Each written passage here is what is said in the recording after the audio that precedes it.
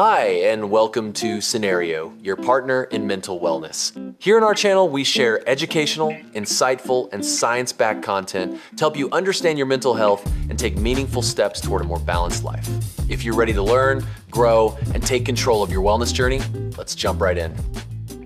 Okay, let's get right into it. We're going to talk about something that can be, well, absolutely terrifying: chest pain.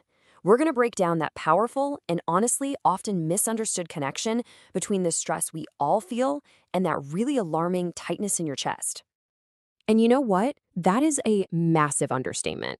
The second you feel that sensation, your mind just races, right? It jumps straight to the worst case scenario. And that's a totally normal, totally human reaction to a very real and scary physical feeling. So that's the big question we're really digging into today. Because while you should always take chest pain seriously, it's not always your heart. Turns out, one of the most common culprits is something that, let's face it, most of us deal with every single day: stress and anxiety. So, how on earth does an emotion, something happening in your head, create such a physical, painful symptom in your chest? Well, it all comes down to this incredible mind-body connection and an ancient survival instinct that is literally hardwired into our DNA. And here we go. This is the root of it all. When your brain senses a threat, and it doesn't care if that threat is a saber-toothed tiger or a scary work deadline, it hits a big red button and floods your system with stress hormones. This is your fight or flight response. It's designed to save your life, but when it's always on, even at a low level, that's when it starts to cause some real issues. So what does that hormonal surge actually feel like in your body? Well, that adrenaline makes your heart start pounding. Your muscles, especially the little ones between your ribs, they all tense up, like you're bracing for an impact. Your breathing gets all fast and shallow, and when you put all of that together, you get that feeling of pressure, tightness, or even a sharp pain right in your chest. And this is where it gets really nasty. You feel the chest pain, which is scary.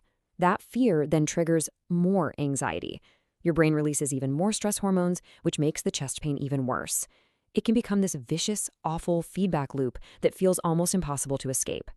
So all of this leads us to the most important question of all.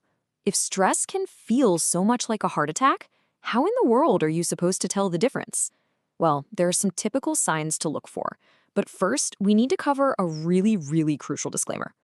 Okay, before we go a single step further, I need to be absolutely crystal clear about something. What I'm about to share is just a general guide. It is not and never should be a substitute for real, professional medical advice.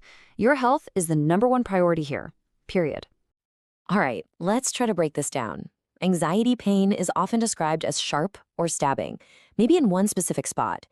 It tends to get worse when you're stressed and better when you manage to calm down.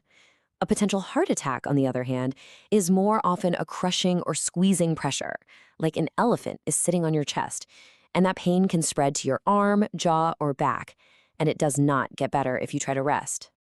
Look, here's the bottom line, and I can't say this strongly enough. If you have any doubt at all, do not wait, don't try to Google your symptoms or diagnose yourself, call for emergency medical help immediately. It is always, always better to be safe.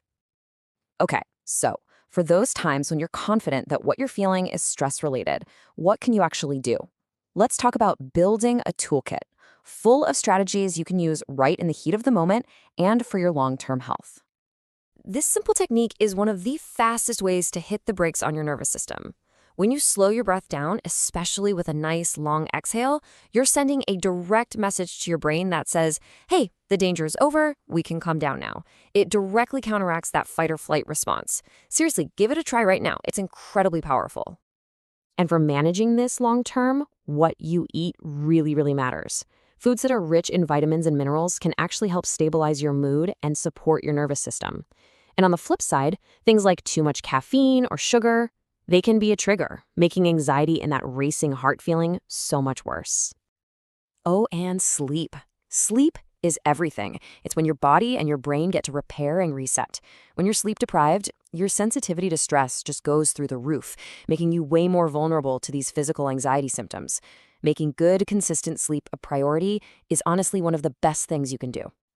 And of course, moving your body is a fantastic way to burn off all those excess stress hormones like cortisol and adrenaline.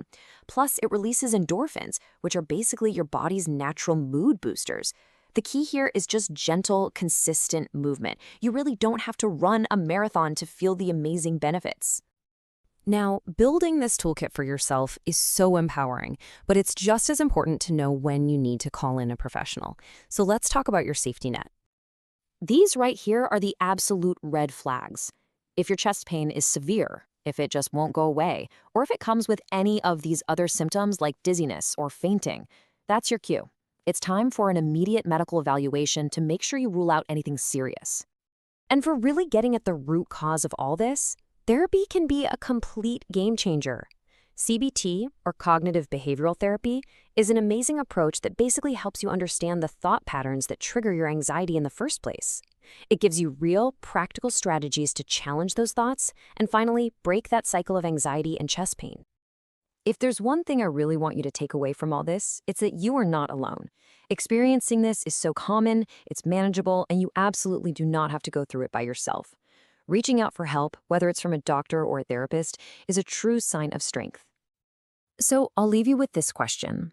What's one small thing you can do this week to support your nervous system?